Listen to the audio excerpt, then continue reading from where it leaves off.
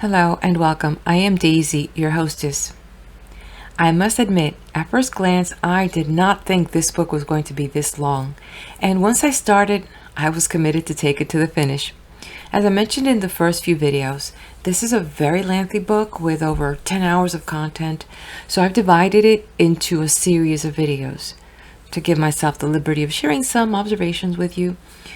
And after reading this book, I can understand the conundrum the author must have been in when attempting to shed light on such a topic that most people have at some point or other discussed among intimate friends, but have considered taboo.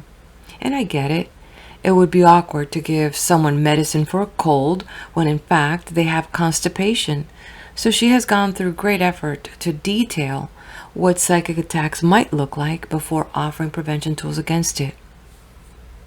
If you've been following along, hope you've been enjoying this content. All I can say is you have got gumption. Again, I will repeat the same as I did in the previous videos in regards to this particular book. Due to the nature of this content, I am inclined to forewarn you that this topic is very delicate. And if your mind is prone to speedy imaginations and vivid fantasies, I would recommend clicking off. Before we continue with the book titled Psychic Self-Defense by Dion Fortune, I want to mention an interesting point the author discussed from the previous chapter in regards to two gates by which a psychic attacker can gain entrance, and she emphasized that these are the only two ways. These two gates are the self-preservation instinct and the sex instinct. In the intro video, I mentioned that the author was also a psychologist, and it is clear that she is drawing from academic knowledge to get a better understanding of these supernatural phenomena.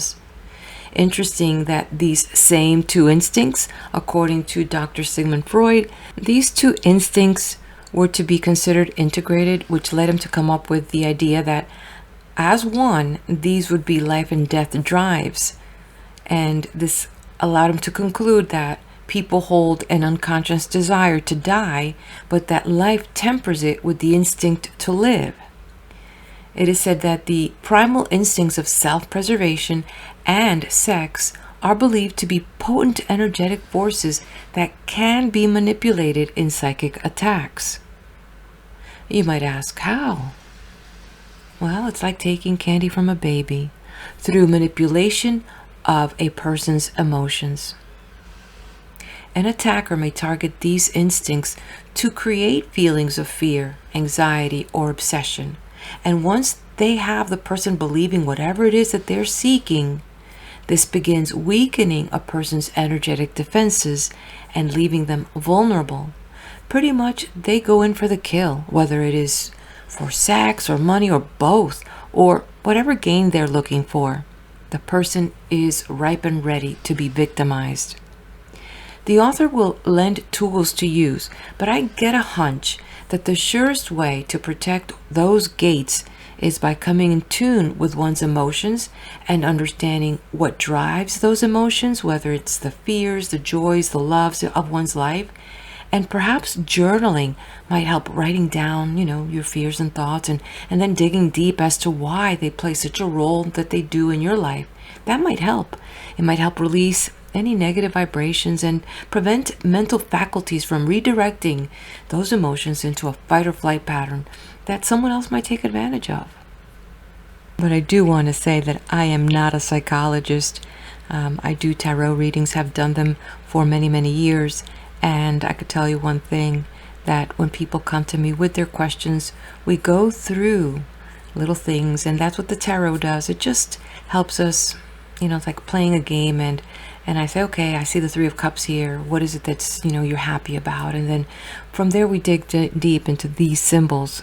There's nothing mystical. It's just the images that they conjure in the person to help them get the answers that they want. So that's where I'm drawing my experience from, but I'm not a psychologist. Just wanted to say that, okay?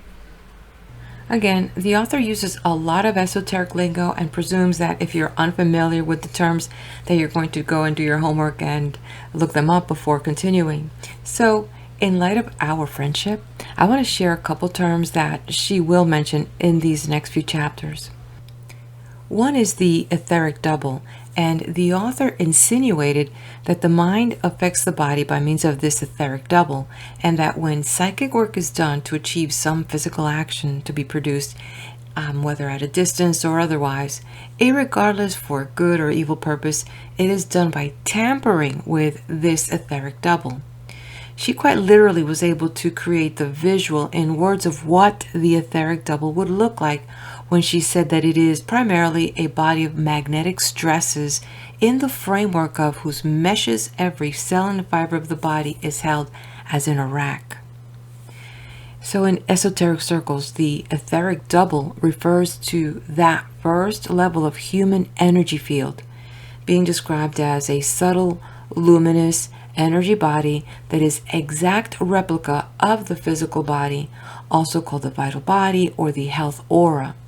And it functions as a bridge between the physical and higher energy bodies, channeling life force and maintaining physical health. It is said to hold a blueprint for the physical form, and any illness or damage in this energetic blueprint is believed to precede and cause physical symptoms to appear.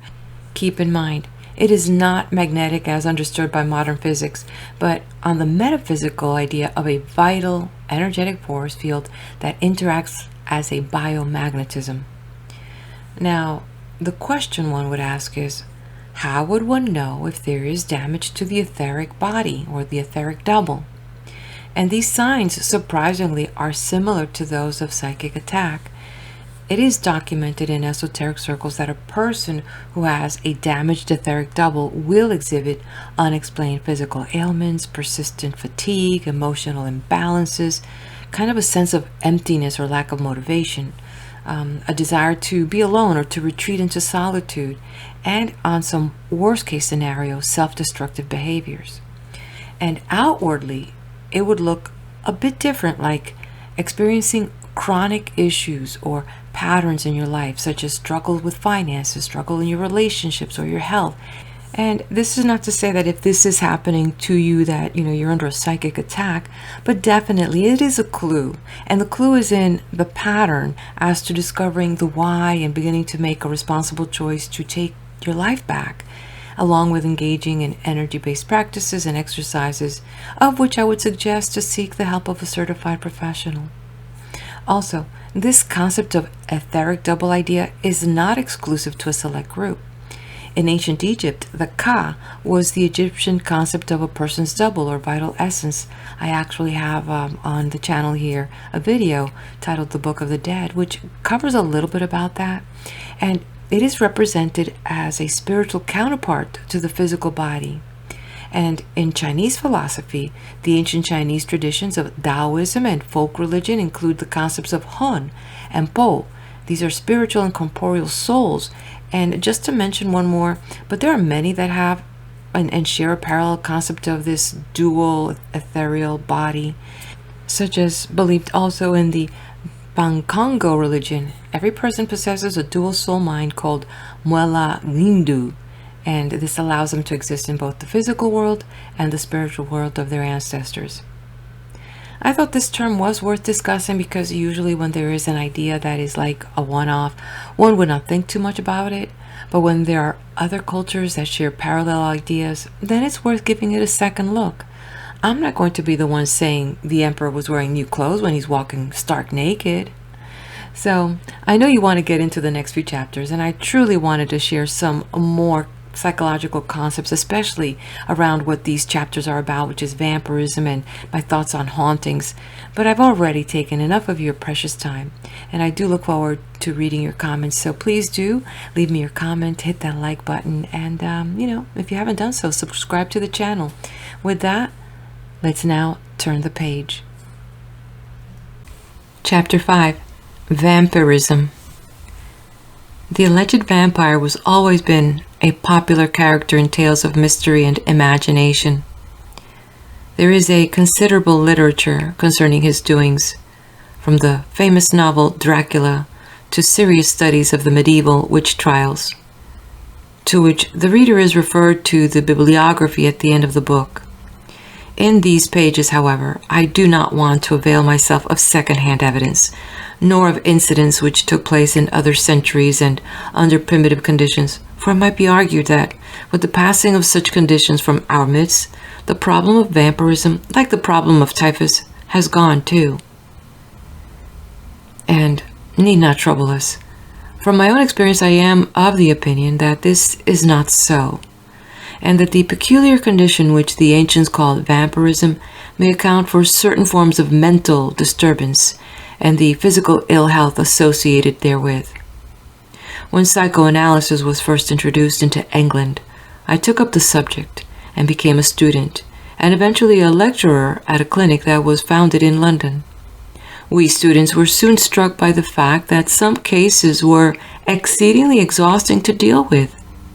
It was not that they were troublesome, but simply that they took it out of us and left us feeling like imp rags at the end of a treatment. Someone happened to mention this fact to one of the nurses engaged in the electrical department, and she told us that the same patients equally took it out of the electrical machines and that they could absorb the most surprising voltages without turning a hair. At the same place, in the course of my psychoanalytical work, I came across a number of cases where a morbid attachment existed between two people, most commonly mother and daughter, or two women friends, sometimes also between mother and son, and in one case I met socially between a man and a woman. It was always the negative one of the pair who came for treatment, and we were able to benefit them considerably by psychotherapeutic means. They always showed the same symptom complex: a sensitive temperament, pallid complexion, wasted form and general debility, sense of weakness, and easy fatigability.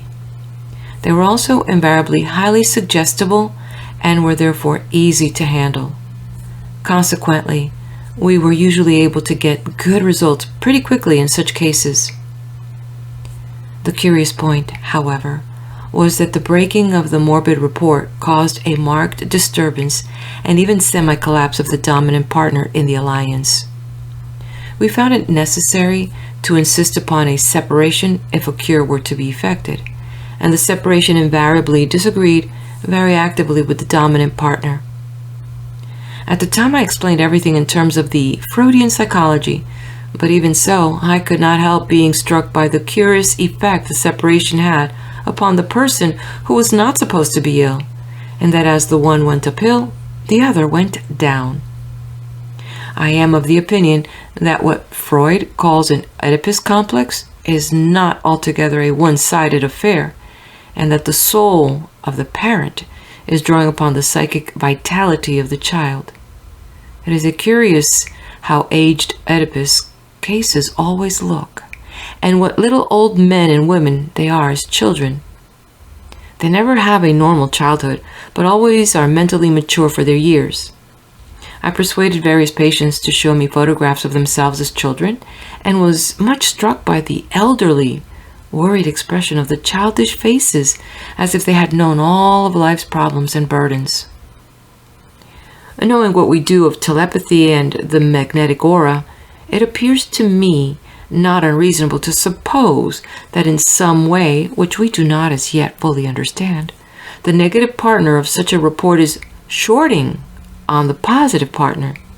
There is a leakage of vitality going on, and the dominant partner is more or less consciously lapping it up, if not actually sucking it out.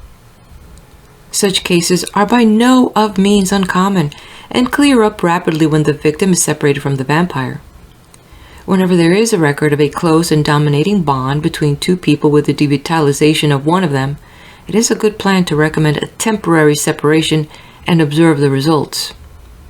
Such cases as these, however, may more justly be described as parasitism than vampirism. Such psychic parasitism is exceedingly common and explains many psychological problems. We will not pursue the subject in these pages, however, as it is outside the scope of our present enquiry, and is merely mentioned for illustrative purposes. Vampirism, as generally understood, is a very different matter, and we shall do well to reserve to the term for those cases wherein the attack is deliberate, applying the term parasitism to the cases wherein it is unconscious and involuntary. In my opinion, true vampirism cannot take place unless there is power to project the etheric double. All the records of vampirism that we have give an account of something much more tangible than a haunting. In Western Europe, the occurrence seems to be comparatively rare in modern times, but in Eastern Europe and primitive countries, it appears to be by no means uncommon, and innumerable, well-authenticated cases occur in books of travel. Commander Gold, in his exceedingly interesting book, Oddities, gives an account of vampirism among the Beverlangs of the Philippine Islands. His account is based on a paper printed in the Journal of Asiatic Society, volume 65, 1896.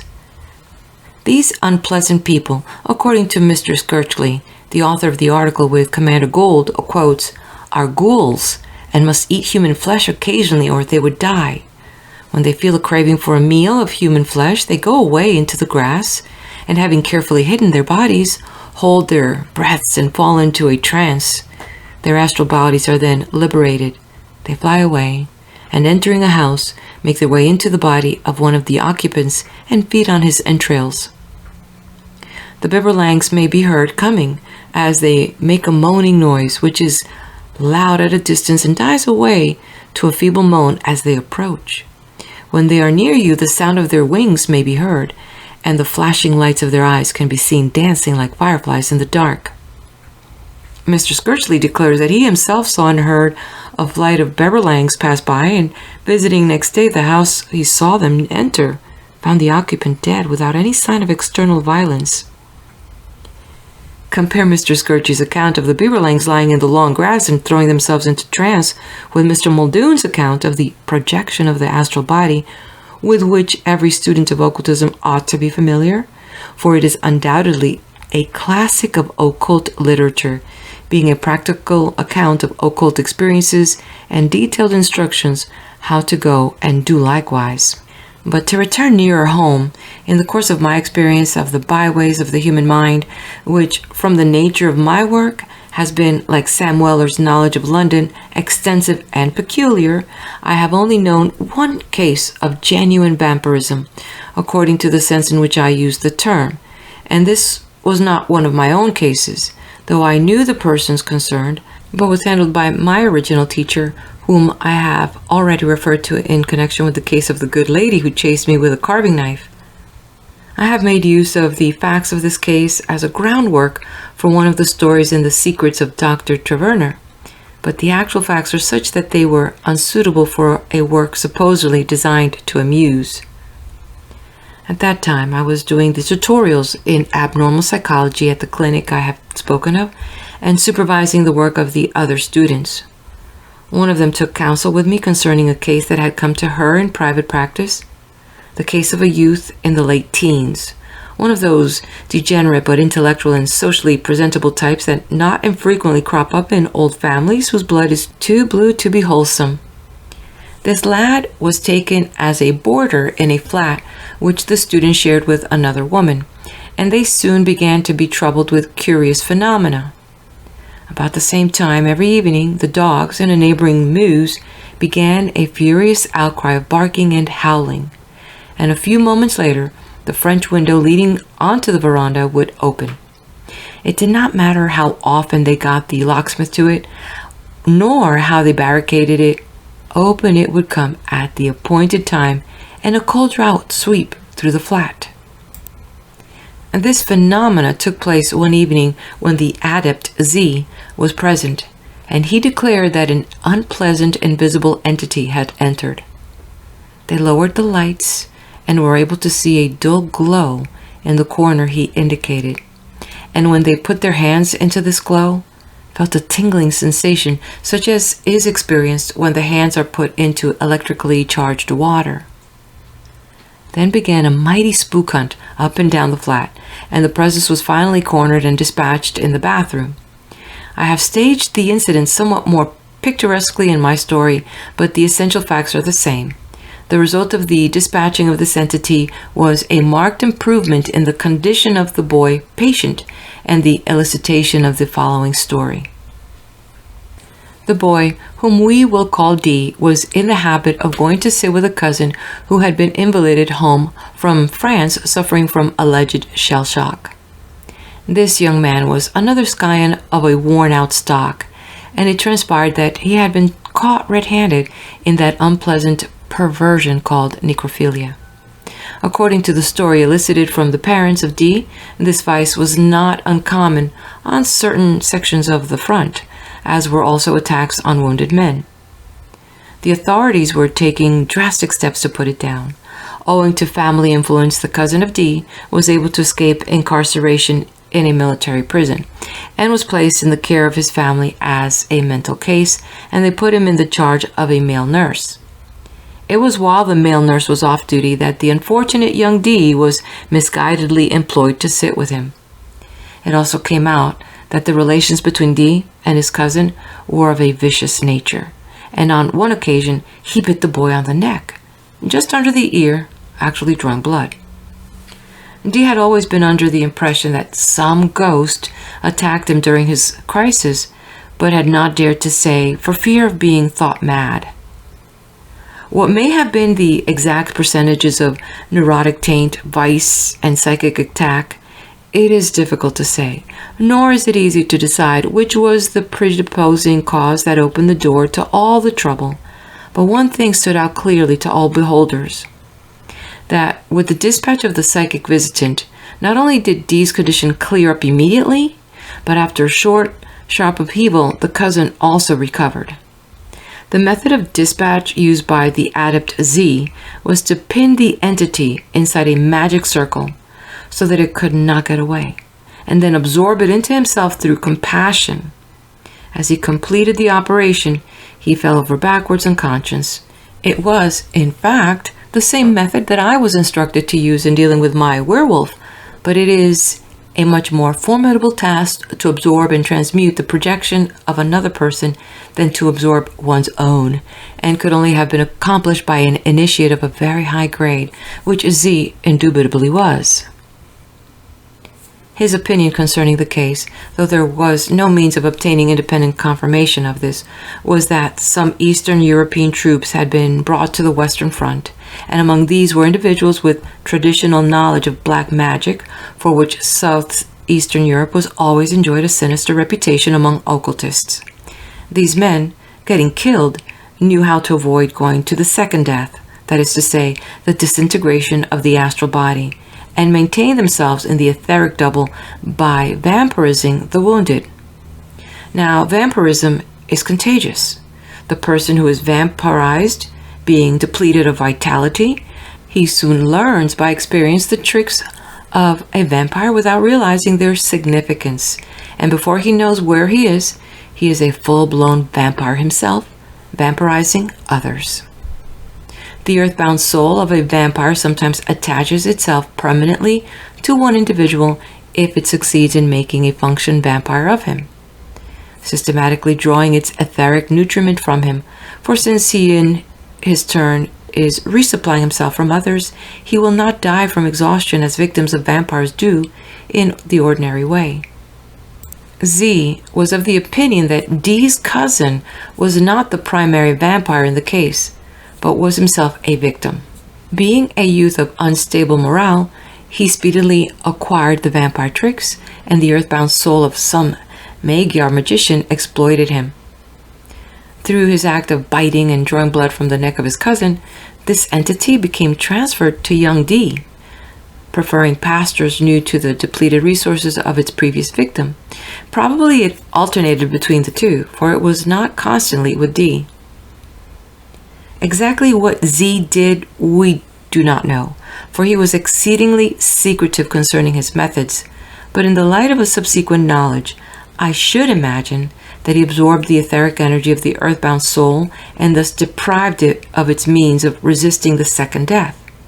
Merely to drive the resisting soul out to the judgment hall of Osiris would have involved leaving behind an astral corpse, which for some time would have continued to give trouble. It may be interesting to note, in connection with this case, that during the time that Miss L was at the Occult College in Hampshire, we had some rather curious happenings. There was an outbreak among us of exceedingly bad mosquito bites. The bites themselves were not poisonous, but the stabs were of such a nature that they bled freely. I remember waking up one morning to find a patch of blood the size of the palm of my hand on the pillow. It had apparently come from a small puncture just behind the angle of the jaw. Several others had similar experiences. I have never seen anything like it, either before or since, nor did it occur again after Miss L left. I did not tell the adept Z about it at the time, and later, when I was reminded of the incident and mentioned it, the opportunity for investigation had gone by. He expressed the opinion that it was a vampire's work, and cited similar cases which he had met with the course of his experience. He said he had seen cases in Africa where the victim had become so bloodless that it was with difficulty that a specimen of blood could be obtained for examination, for it could hardly be induced to flow from the debilitated tissues. Nothing can be done for such cases by medical science. They are dying by inches, and yet no organic disease can be demonstrated. Nevertheless, their appearance is that of a person sinking from repeated hemorrhages.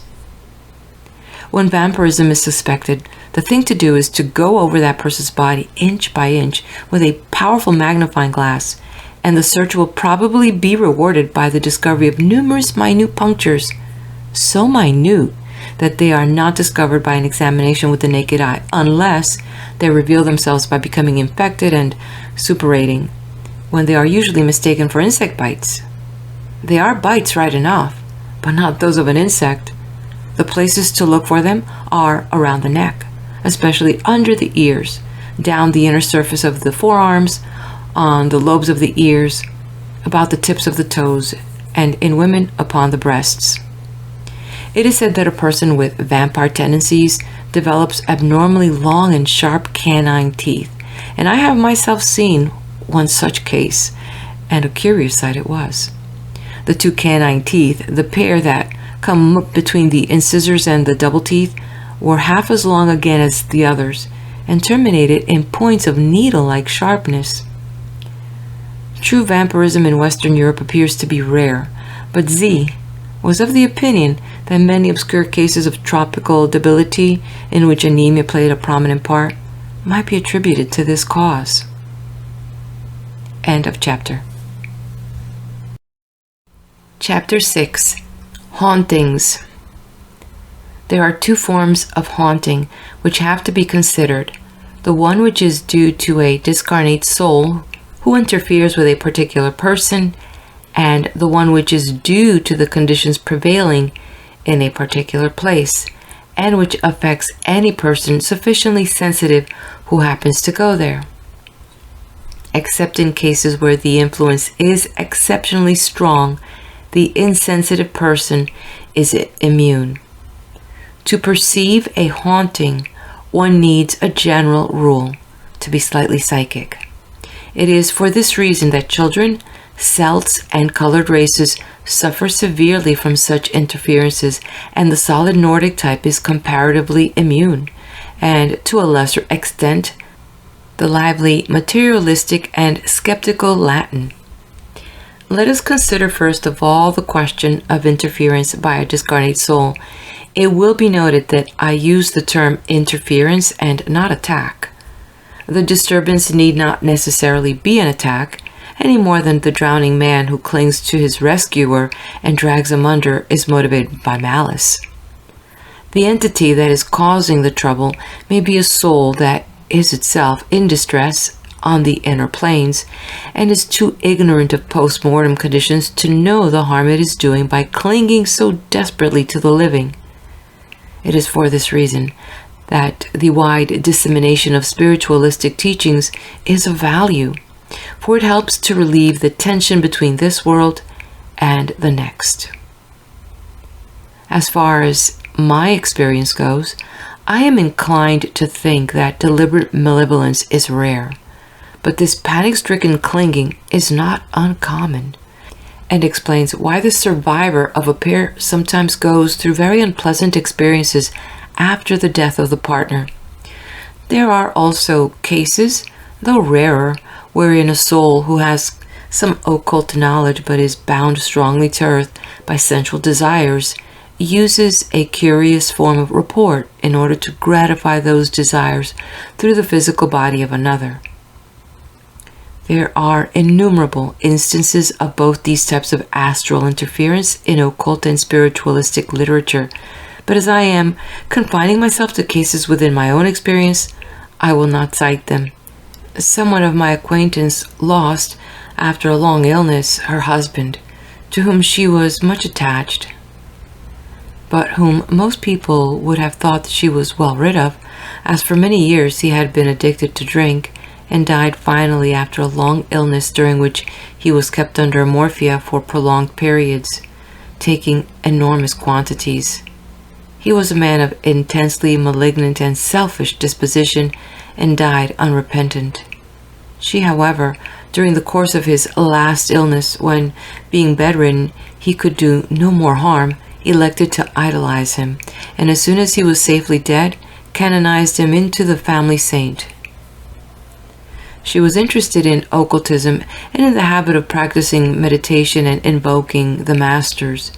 In spite of all counsel to the contrary, she began to try and get into psychic touch with her husband, invoking him as her guide. Like many other men of sensual disposition, he had clung desperately to life, remaining in articulo mortis for days. Fortunately for all concerned, it had been possible to persuade her to have his remains cremated, but despite all persuasion, she brought all his belongings from the nursing home where he had died and kept them in her bedroom, and made a little altar around his photograph and used it as the focus of her meditations. That last illness had been a long and trying one, and she had been living at the end of a telephone wire in a state of constant anxiety for weeks, but had had no physical strain, so there was nothing physical to account for the serious illness which ensued after the strain was over. It soon became noticeable that she, who had previously had a very lovable and gentle disposition, was gradually changing, so that not only in temperament, but in facial expression, she was growing like her late husband.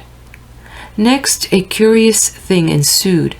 Her husband had died of an inflammatory spinal lesion, which caused no pain at the site of the trouble, but intense pain in the nerves that issued from the spine of that point, so that the pain was referred to a particular disposition in the hands and arms, more upon one side than the other.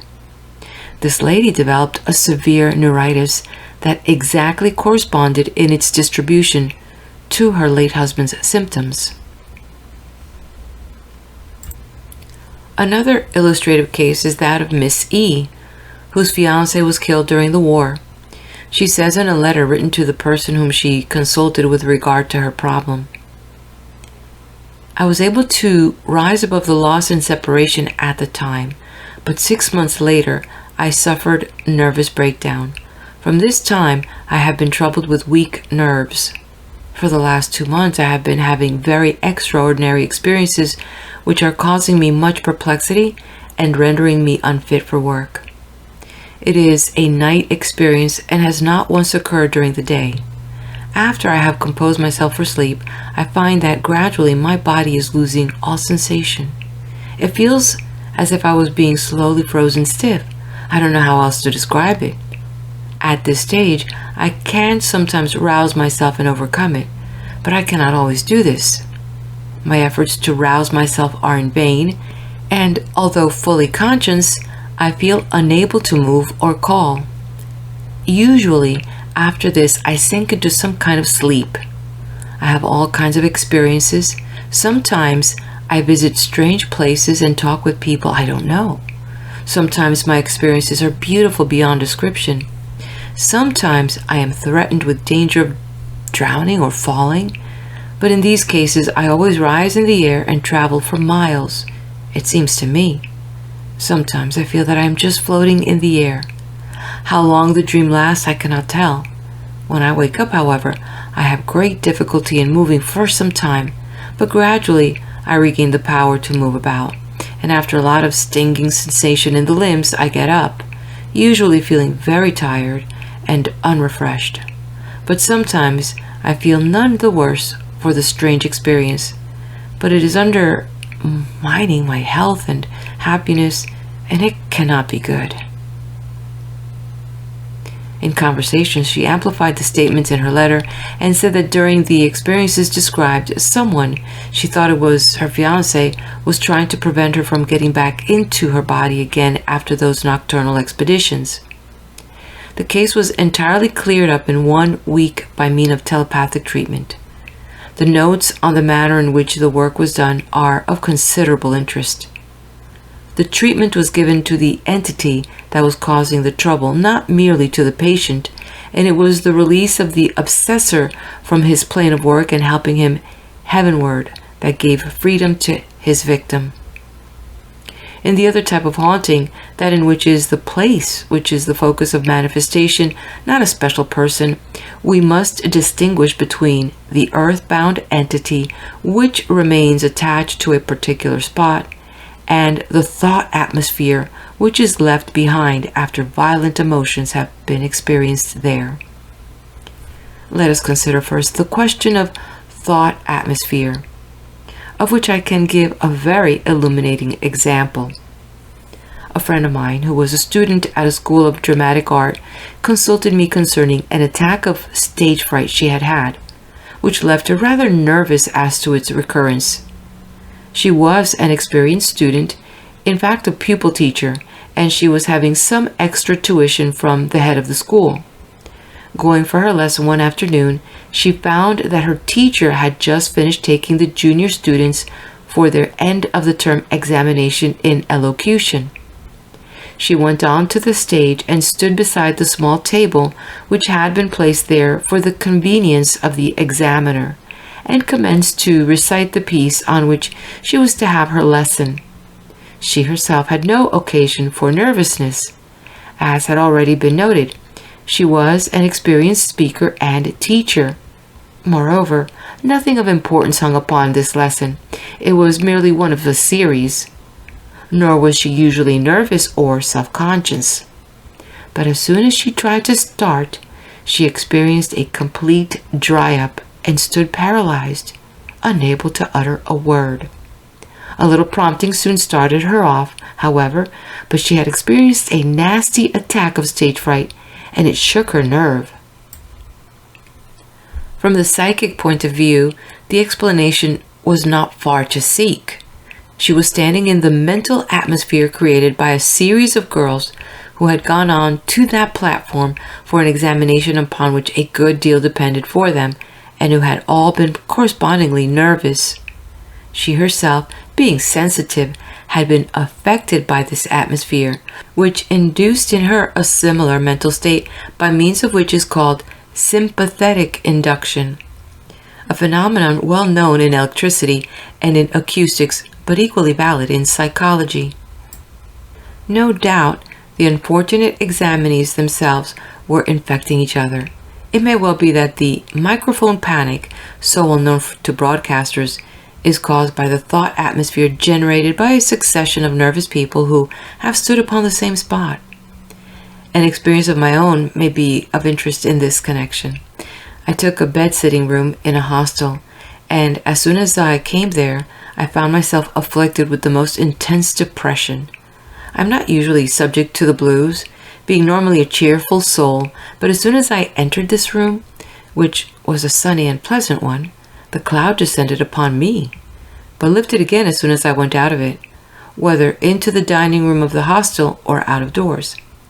I soon recognized that here was something that needed to be dealt with, and inquired as to the history of the room. I was told that it had previously been the bedroom of the last owner of the house, who had been addicted to drink and had gone bankrupt.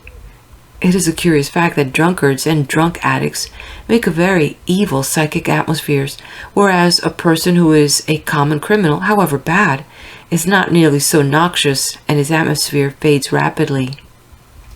In these two cases, there was no question of an entity, discarnate or incarnate, being concerned in the matter, There was merely an unpleasant mental atmosphere generated by some powerful and painful emotion that had been experienced over a considerable period at that spot. Such a concentration, if very strong, will linger almost indefinitely. The structures that saw the concentration may have been pulled down and new ones built. Nevertheless, the forces remain like a previous exposure on a photographic plate, and sensitive people are affected by them. The insensitive may escape comparatively scatheless.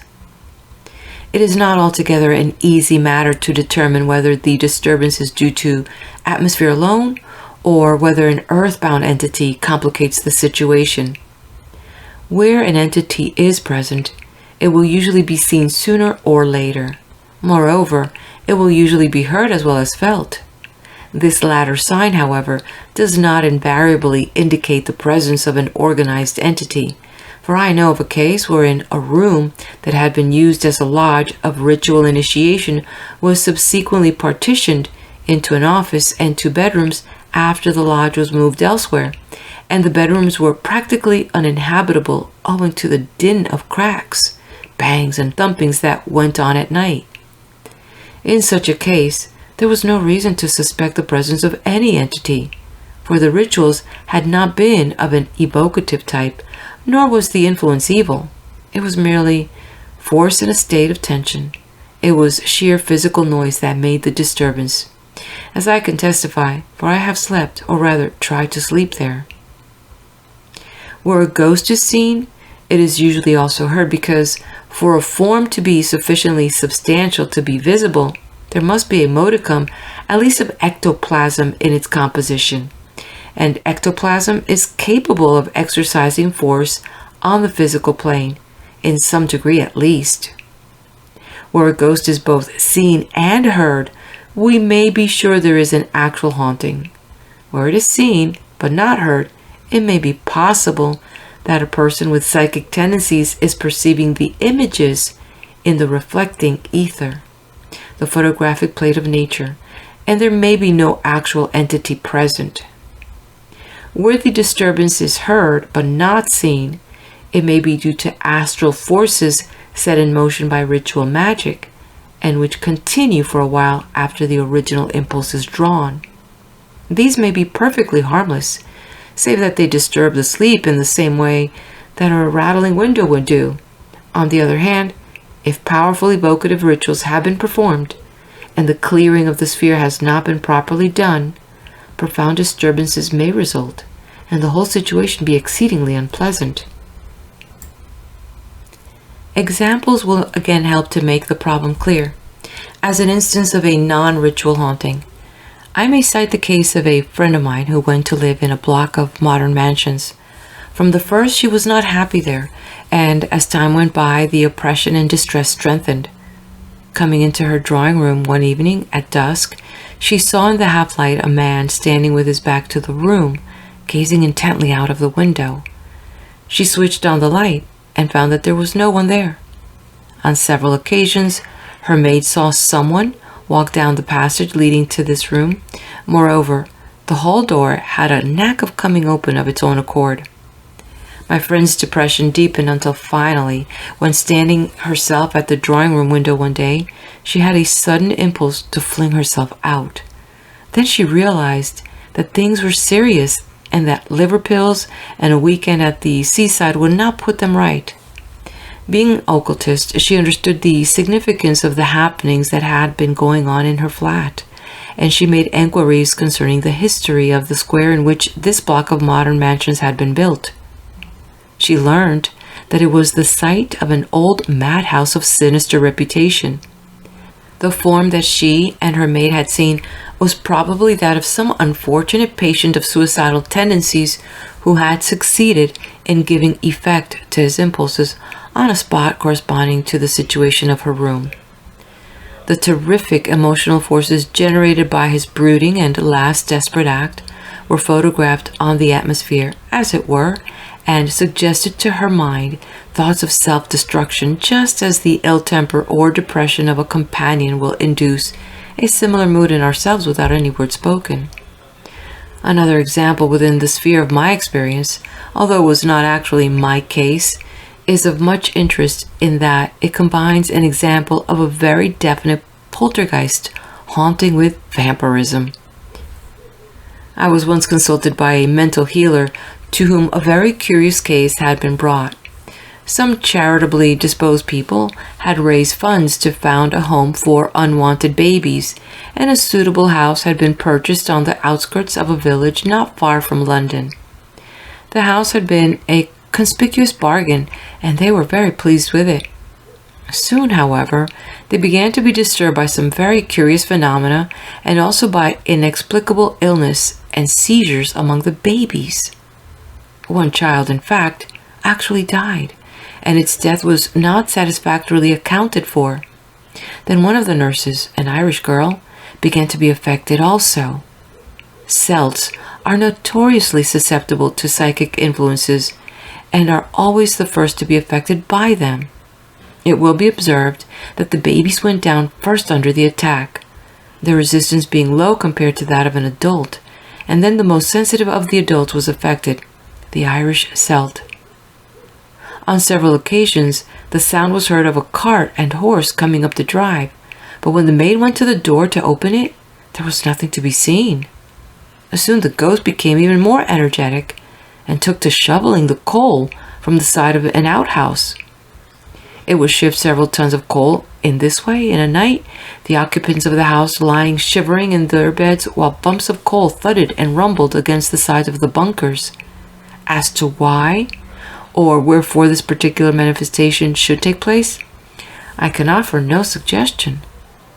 On several occasions, different people saw a strange man crossing the hall, and immediately afterwards children were taken ill.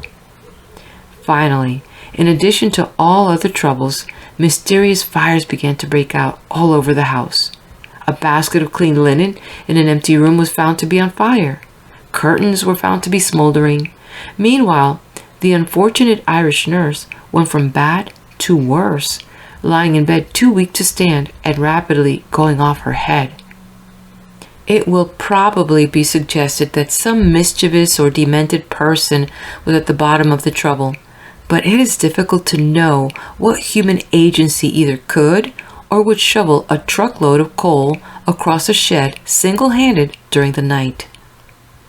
The superintendent of the home was interested in mental healing and knew enough of the mind side of things to realize that something abnormal was happening in the house under her charge. She consulted a mental healer who in her turn consulted me.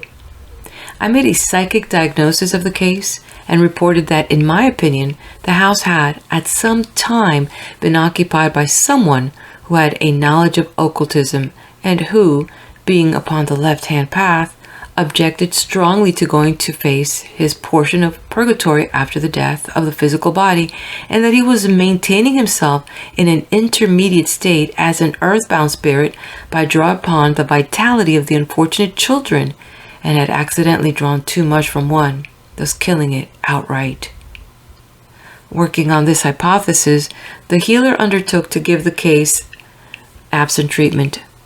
Needless to say, the officials of the home were now taken into our confidence.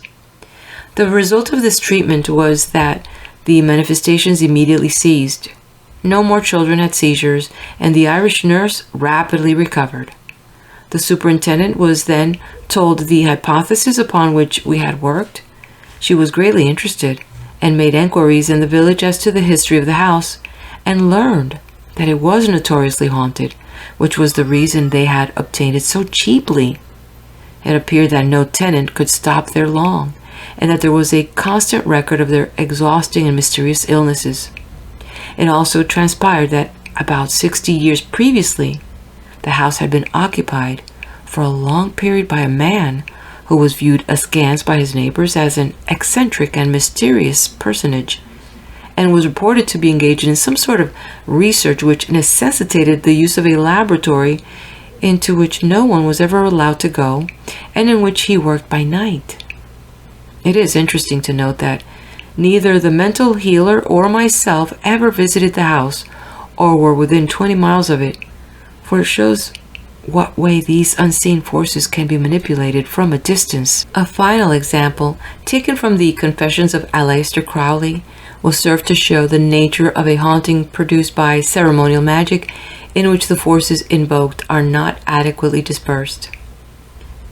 The demons connected with Abramlin do not wait to be invoked. They come unsought. One night, Jones and I went out to dinner. I noticed on leaving the White Temple that the latch of its Yale lock had not caught. Accordingly, I pulled the door to and tested it. As we went out, we noticed semi-solid shadows on the stairs. The whole atmosphere was vibrating with the forces we had been using. We were trying to condense them into sensible images. When we came back, nothing had been disturbed in the flat, but the temple door was wide open, the furniture disarranged, and some of the symbols flung about the room. We restored order and then observed that semi-materialized beings were marching round the main room in almost unending procession. When I finally left the flat for Scotland, it was found that the mirrors were too big to take out save by the way of the Black Temple. This had of course been completely dismantled before the workmen arrived, but the atmosphere remained, and 2 of them were put out of action for several hours. It was almost a weekly experience, by the way, to hear of casual callers fainting or being seized with dizziness, cramp or apoplexy on the staircase.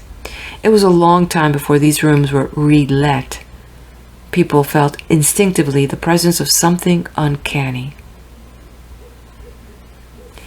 It is well known to all psychics that the sites of ancient temples where mystery rituals have been worked are always potently charged with psychic force. This force need not necessarily be evil, but it has a powerfully stimulating effect upon the psychic centers and stirs up the subconscious forces. And as the majority of civilized people suffer in a greater or lesser degree from what Freud calls repression, such a stirring of the subliminal mind produces a feeling of profound disturbance. We should not unquestioningly attribute evil influences to a place or a person that causes us discomfort.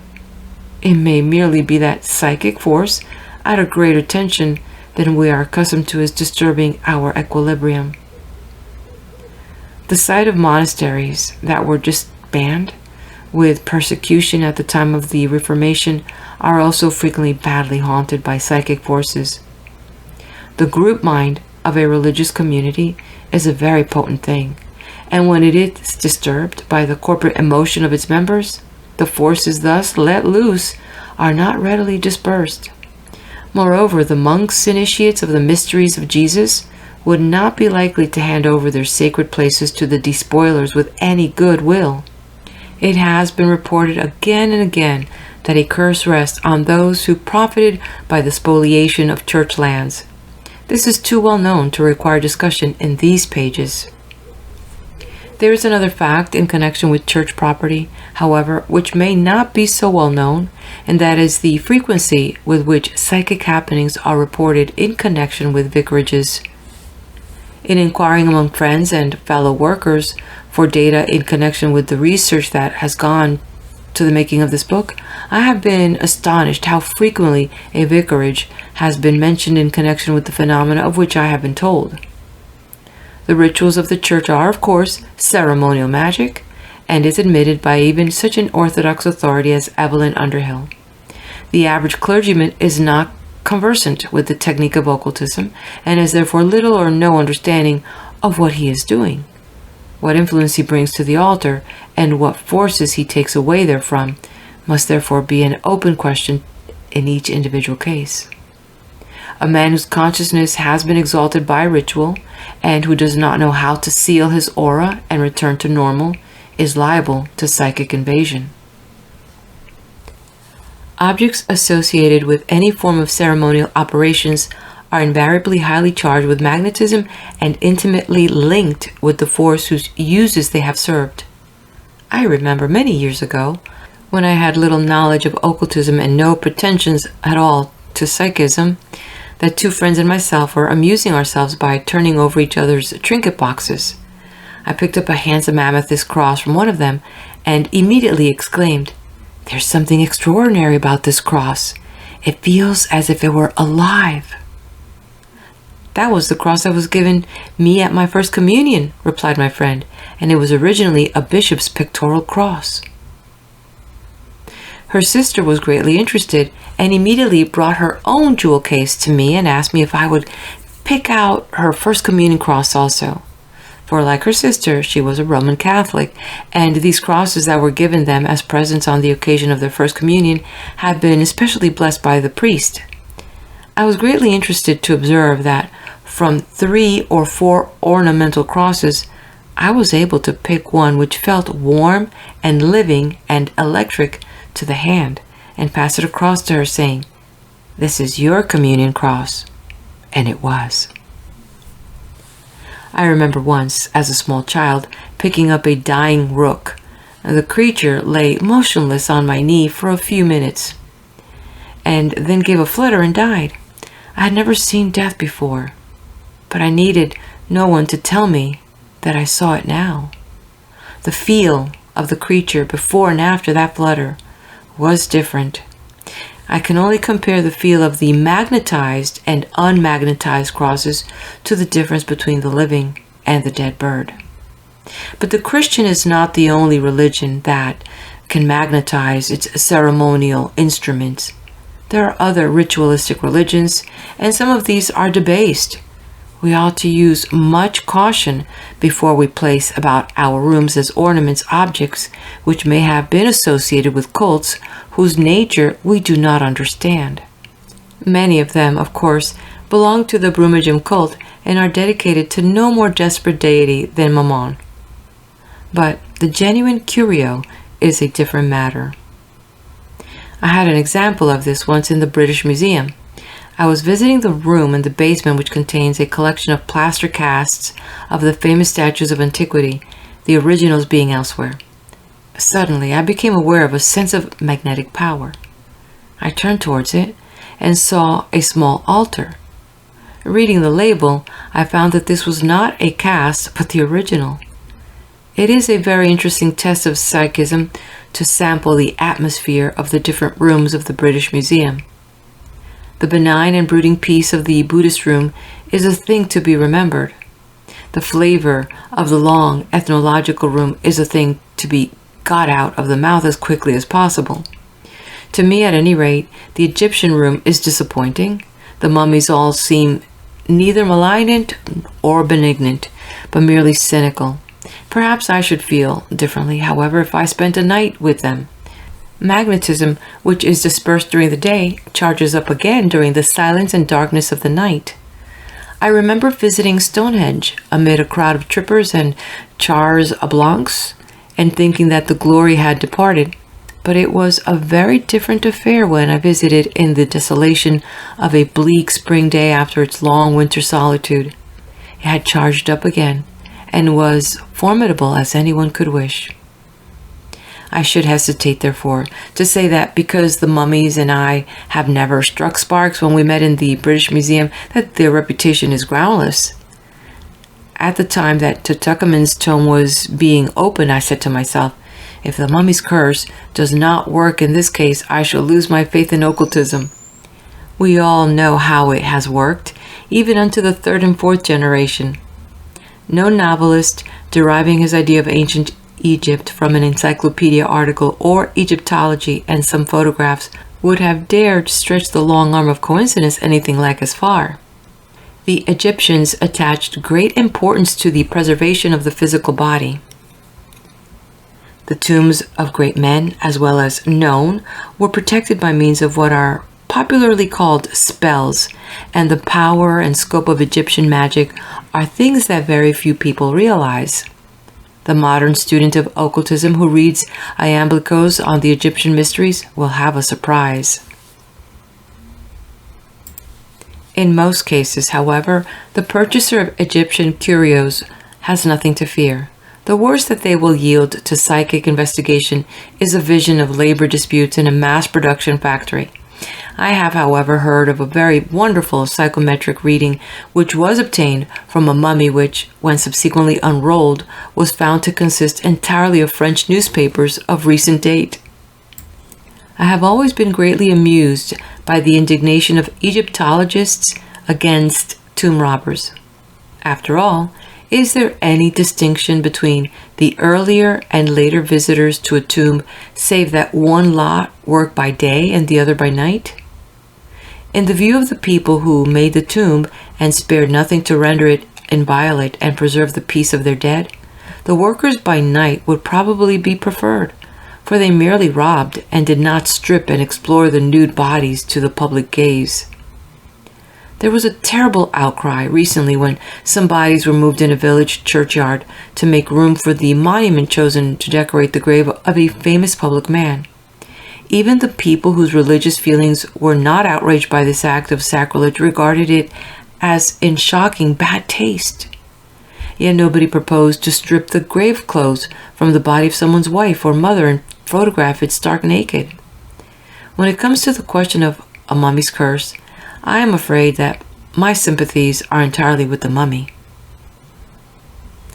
The initiate is strictly counseled that he should never blaspheme the name by which another knoweth his God, for it is the same force that he himself worships, represented by another symbol.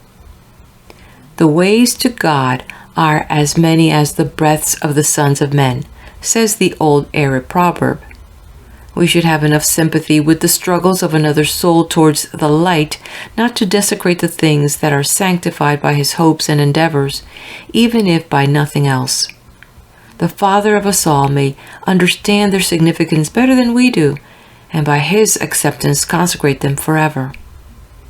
There are many Europeans who have a great affection for the Buddha and have his statue in their rooms, though sometimes they confuse it with Chenrezig, the stout and beaming god of good luck. That the influence of that great being, the light of Asia, is noble and benignant, I would be the last to deny, but the statues of the Buddha are a different matter and need to be approached with caution of genuine. Some of the worst black magic in the world is a debased form of Buddhism. To say this is not to insult that venerable faith, for it is only lack of opportunity that prevents the black mass from occupying that dubious eminence. In the Tibetan monasteries of the Dugpa sect, there are temples, each one of which contained literally thousands of statues of the Buddha. On various occasions, one or another of these monasteries had been raided, either by rival religionists or Chinese troops, and its curios scattered. To be the possessor of one of these Buddhas, magnetized by the Dugpa rites, is not a very pleasant thing. I had a curious experience with a Buddha upon one occasion.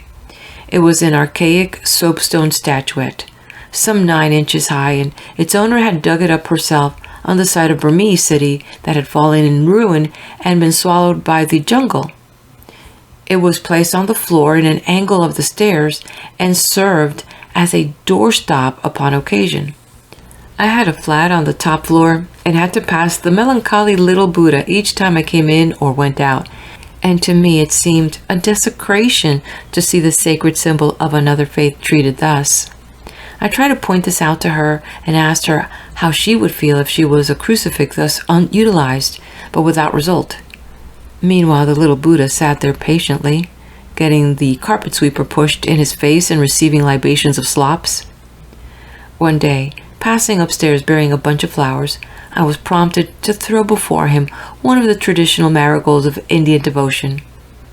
Immediately, I was conscious that a link had been formed between myself and the little statue, and that it was sinister.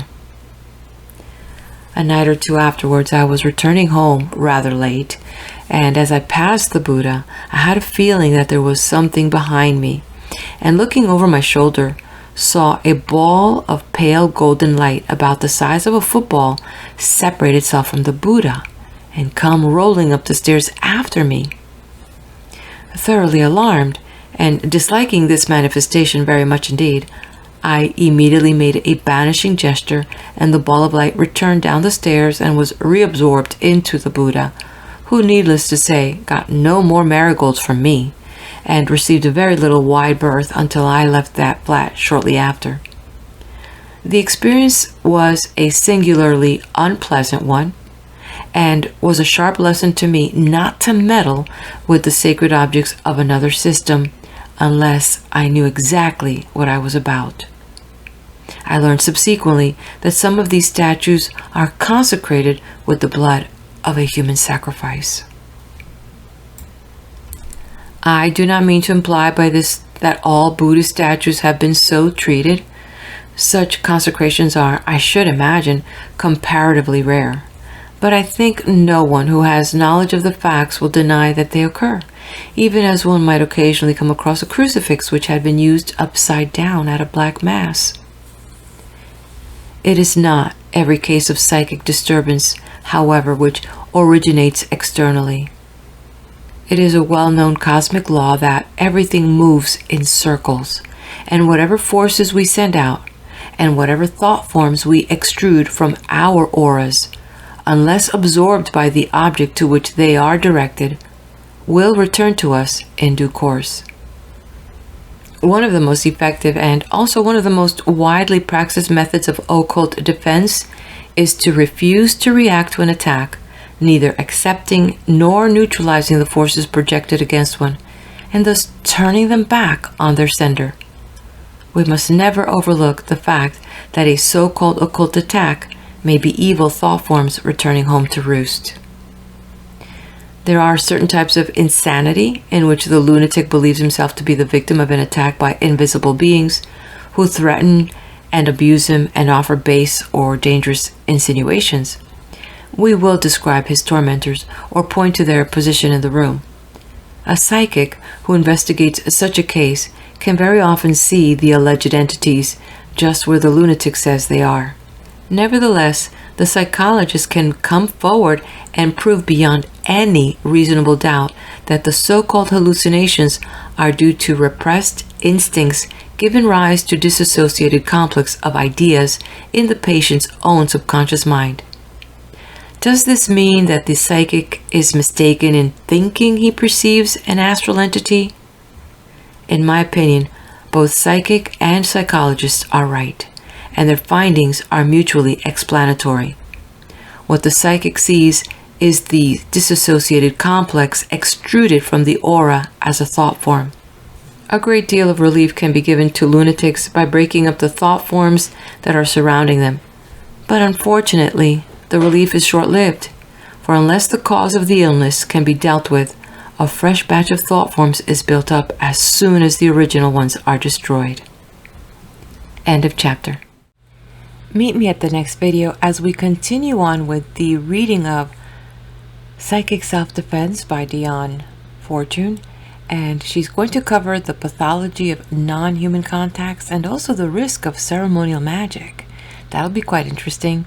If you haven't done so, please do hit the like button, leave me a comment, what do you think so far, and subscribe to the channel.